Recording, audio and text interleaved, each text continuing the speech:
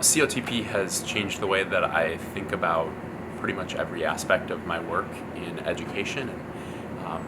what it means to achieve educational justice and to build power with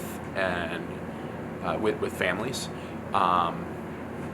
It's given me a vocabulary and a understanding of the philosophy of organizing in a way that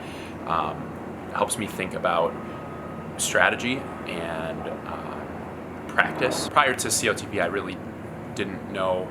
a whole lot about the work of organizing, and I also found out how little I knew about the ideals and philosophy behind organizing. And so one of the things that's been very valuable for me is understanding the differences between things like organizing and mobilizing, and the difference between seeking to empower someone versus building power with someone. And that has been transformational for how I think about this work, and it's been transformational about how the organization where I work thinks about this work. We're still on the journey, we're still figuring out what this is going to look like for us, but it's been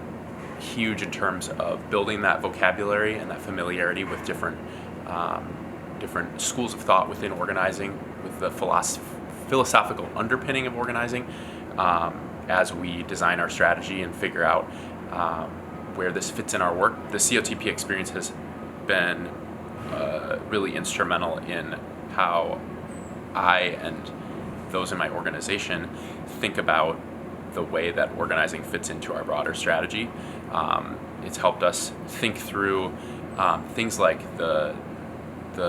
timeline for building parent power and power with members of communities. It's also helped us think through what it means to build power with people, what it means for an advocacy effort and for an organizing campaign to be owned by the people who are participating in it,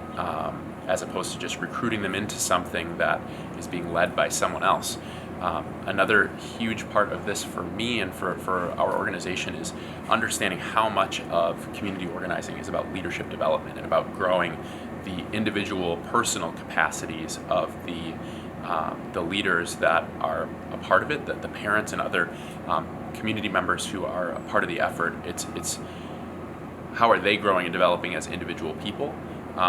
in the context of their work to advocate for change? How is the process of advocating for change and of